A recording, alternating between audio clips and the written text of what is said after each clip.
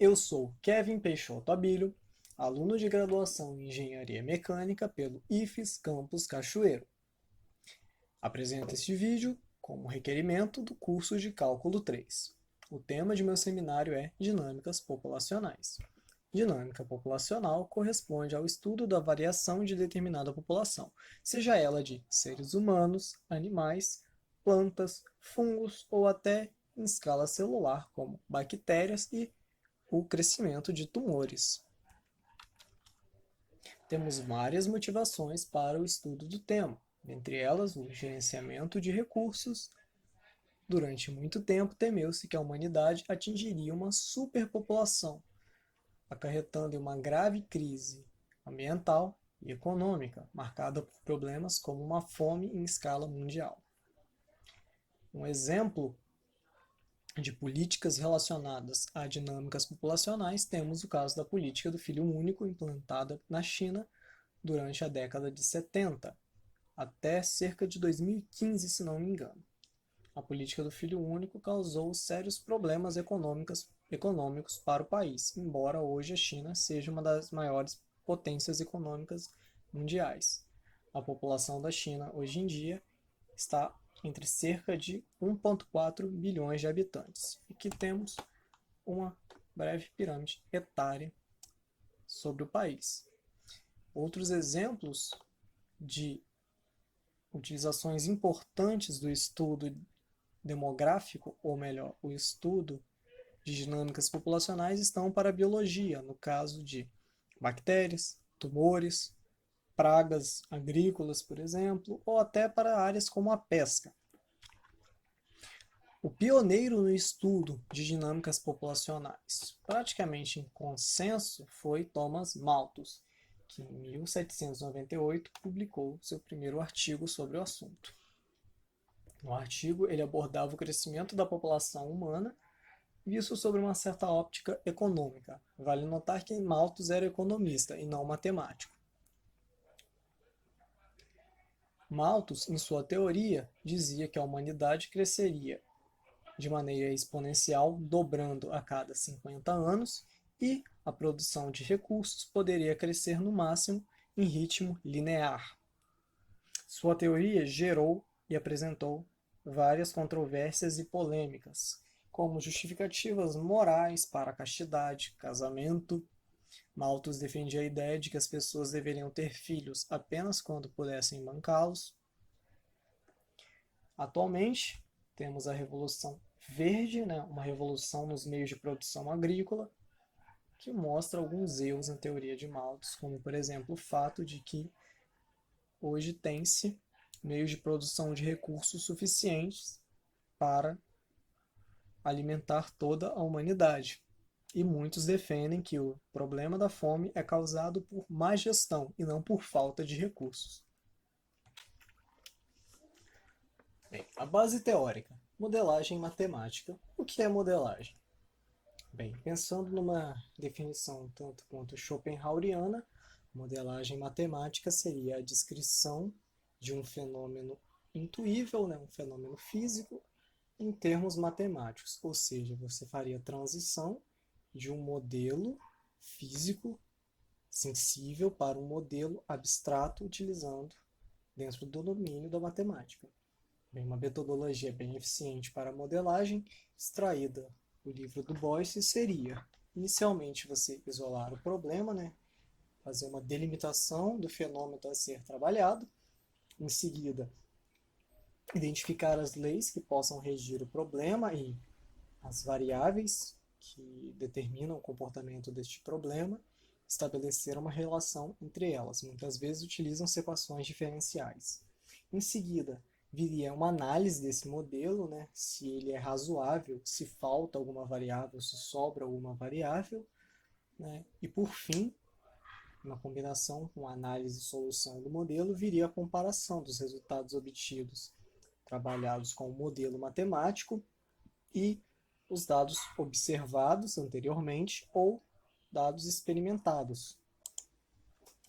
Bem, base teórica, equações diferenciais. Bem, as equações diferenciais estão extremamente presentes dentro da modelagem matemática. E o que seriam equações diferenciais?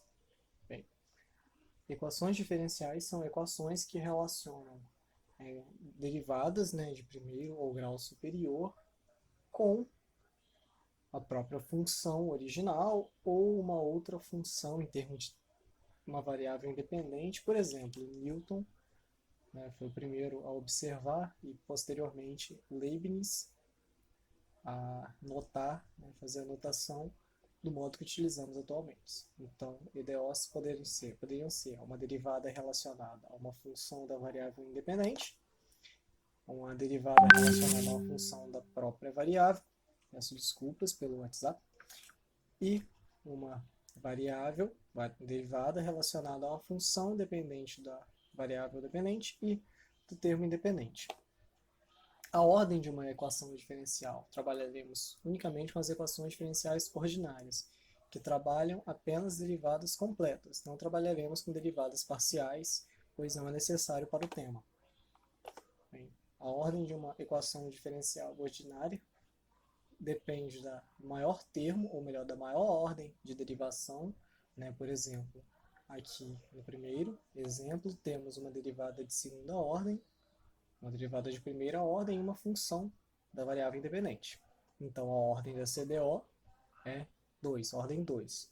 Aqui nós temos uma derivada de primeira ordem somada à própria função elevada ao segundo grau, é igual a uma constante. Então, aqui temos uma derivada de uma equação diferencial de primeira ordem. E aqui também, embora possamos ter a própria função, né, de x ou y elevado ao quinto grau, a ordem de derivação, né, a maior ordem de derivação que aparece aqui é a primeira ordem. Então temos uma EDO de primeira ordem aqui. Bem, outra coisa útil para o nosso tema seria a solução de uma equação diferencial. Bem, trataremos apenas de EDOs de primeira ordem, pois são as que aparecem nos principais modelos de dinâmica populacional. Temos o método de EDOs separáveis, onde busca-se isolar os termos da variável dependente e os termos da variável independente. Assim você teria uma função de y, né, multiplicada pela sua diferencial de um lado, e uma função de x multiplicada pela sua diferencial de outro lado. X também poderia ser t, que é o caso das dinâmicas populacionais, né, e aqui facilmente resolve-se integrando. Também temos o método do fator integrante, que não foi necessário para a solução de nenhum problema de dinâmica populacional, mas ele baseia-se na derivação do produto entre duas funções, né? Você utiliza uma função auxiliar mu de x, tal que a sua derivada corresponda a termo que multiplica y vezes a própria mu de x. Então, aqui, dentre os principais modelos, temos o modelo de Malthus, e abordaremos nesse trabalho apenas um modelo contínuo. Resolverei agora esta EDO e apresentarei a equação da população para o modelo de Malthus. Então, aqui temos a equação diferencial para o modelo de Malthus contínuo.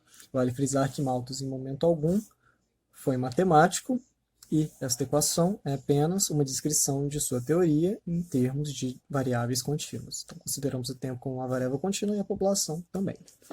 Bem, esta equação relaciona a variação da população com um termo de proporcionalidade alfa multiplicado pela própria população.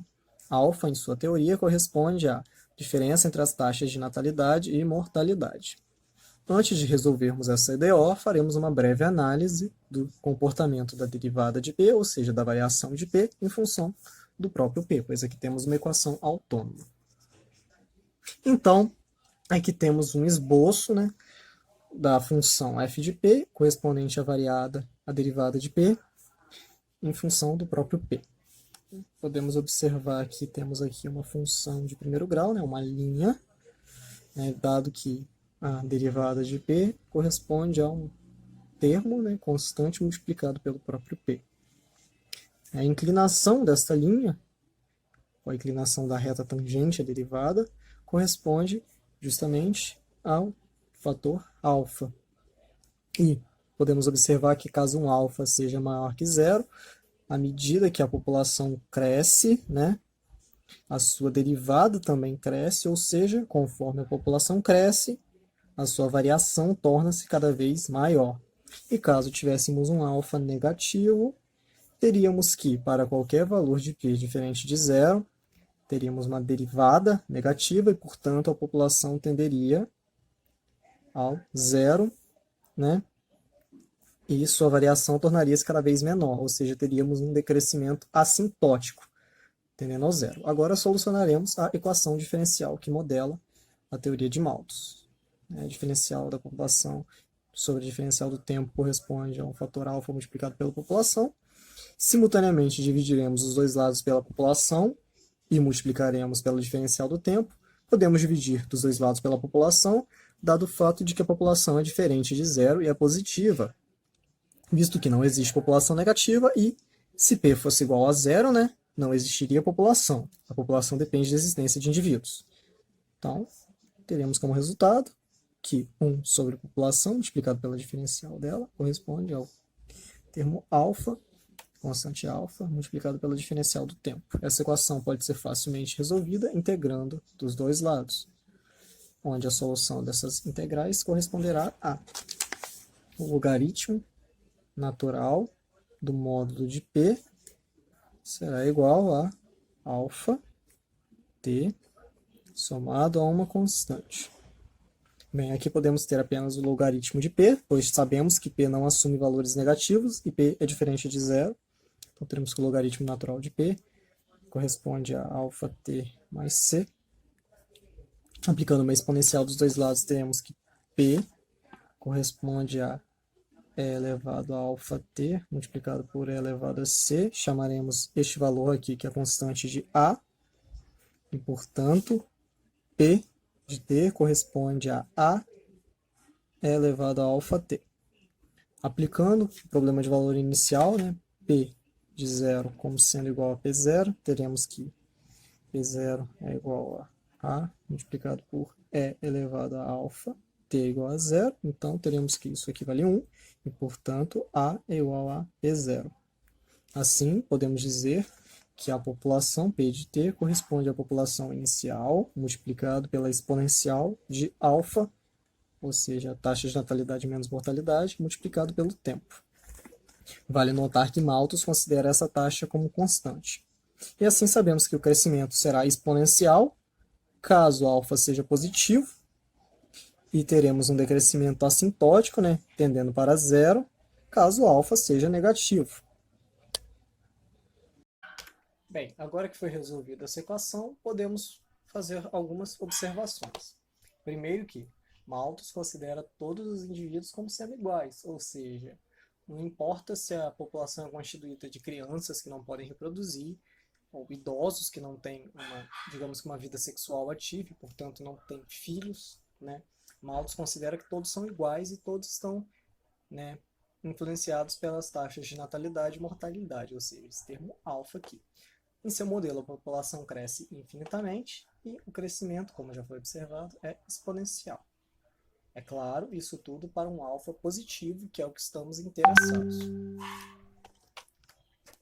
Aqui temos uma exposição gráfica, né? Ou melhor, um desenho. Aqui temos o crescimento exponencial da população e sua teoria Malthus determinava que a produção de recursos poderia crescer apenas em escala linear. E no ponto em que a população começasse a crescer mais que os recursos, que a produção de recursos, entraríamos em uma crise.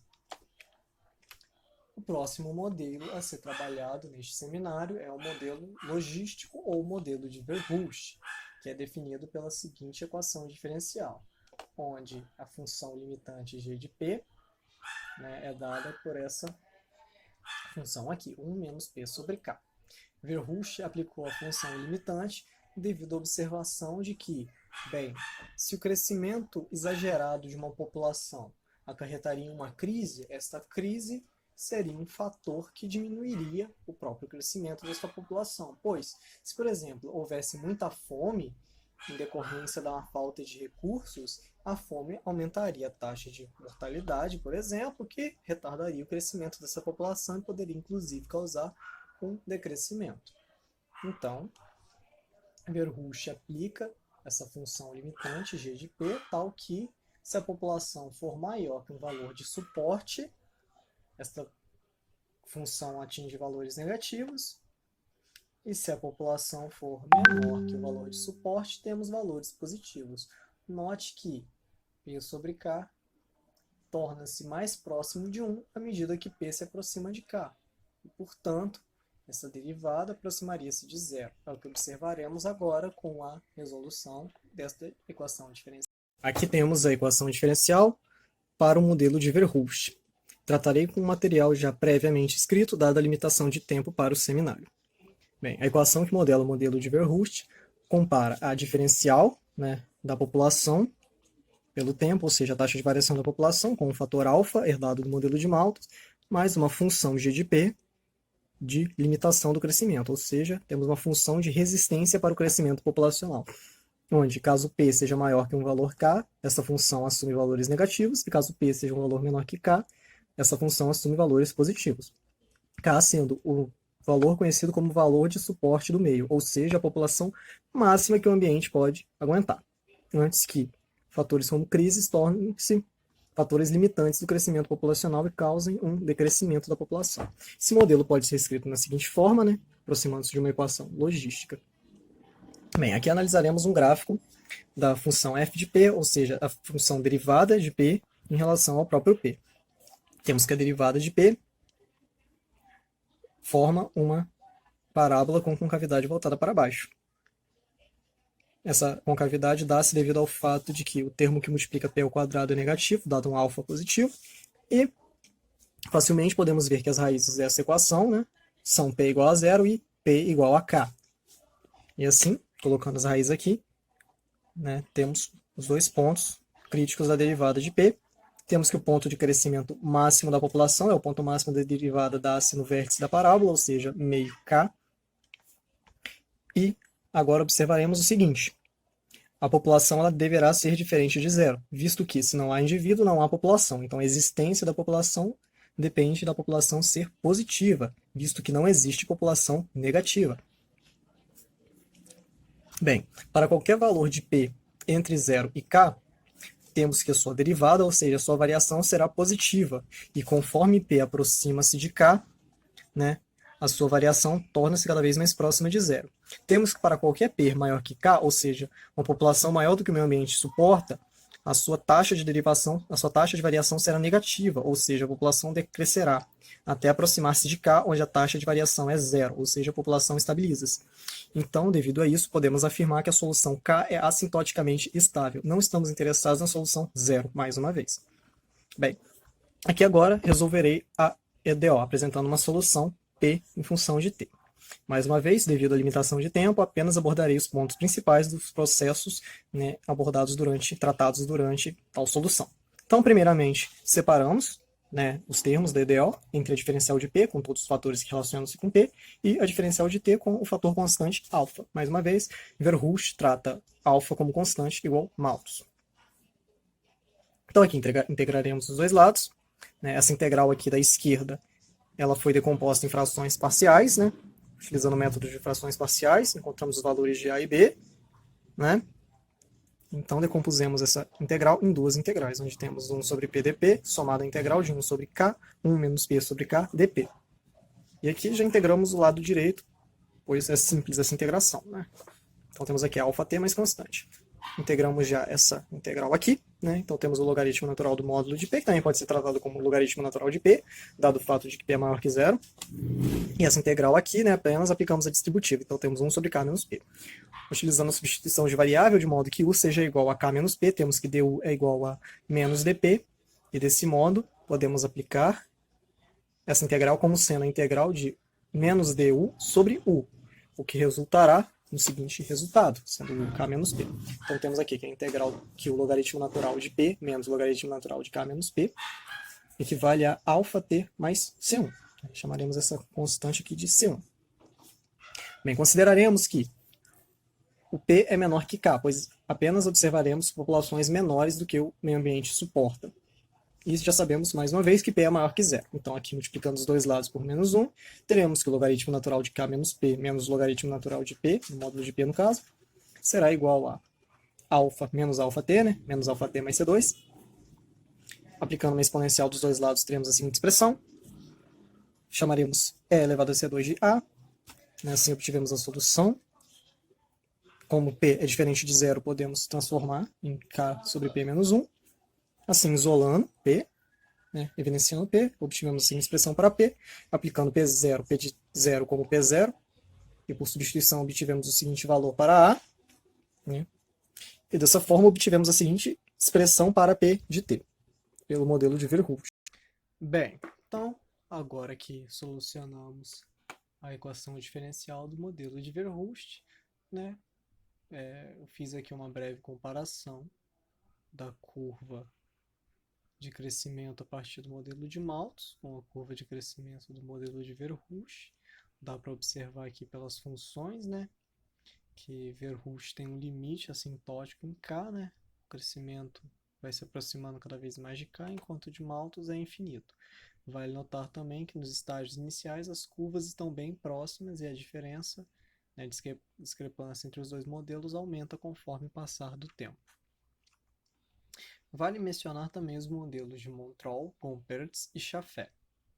Montrol propôs fazer um modelo geral de crescimento assintótico, né, de modo que o ponto de crescimento máximo de uma população esteja entre qualquer valor da população inicial e o valor de suporte do meio, né, e para isso ele utiliza uma potência, né, ele faz uma potenciação do termo P sobre K. Gompertz utiliza o logaritmo natural da população limite sobre a população, no lugar do termo P sobre K, e Schaffer, né, adiciona uma nova limitação chamada esforço de pesca, visto que seu modelo, né, serve basicamente para estudar fenômenos relacionados à pesca, sendo esse esforço o quanto se pode limitar o crescimento de uma população. Bem, aqui sobre um problema eu tirei os dados da população de Espírito Santo do site do Wikipédia, visto que não encontrei isso aqui no site do IBGE, no intervalo de tempo entre o ano 1940 e 2010. Aqui eu tabelei, né, o crescimento médio entre os anos e fiz uma comparação dos valores obtidos pela equação, né, pela função do modelo de Malthus e pela função do modelo de Verhulst. Para encontrar o fator alfa no modelo de Malthus, foi simples isolar a equação aplicando o logaritmo natural dos dois lados. Já para Verhulst, eu utilizei o método numérico da bisseção para encontrar o fator alfa, considerando a população de suporte do meio, a atual população, né, do Espírito Santo, esperada, né, pelo próprio site do IBGE, de cerca de 4,05 milhões de habitantes. Né? E assim eu obtive a seguinte tabela. Né? Se observarmos nos primeiros anos, os modelos estão bem próximos da realidade, mas conforme o tempo passa, o modelo de Verhulst é o que fica mais atrás, né? Ele possui as maiores diferenças com o valor real. Isso ocorre devido ao fato de eu ter pego, né, o valor atual de população como uma população limite. Né? Eu fiz essa escolha devido ao fato de que o crescimento assintótico de Verhulst, né, ele aproxima-se cada vez mais da população limite. Então, poderíamos dizer que a população atual está mais próxima do limite do que a população de 80 anos atrás. Né? O modelo de Malthus ele já apresenta um crescimento exponencial, porém a taxa de crescimento é linear, ou seja, teremos sempre 2,11%, se fizermos o cálculo entre os valores do ano e do ano, ou melhor, do período anterior. E a discrepância entre Malthus e o valor real se dá justamente pelo fato de que entre o ano de 1950 e 1960, a população cresceu cerca de 4%, em oposição aos 2% do modelo de Malthus. Então, se observarmos, é como se o modelo de Malthus tivesse atrasado 10 anos no passado.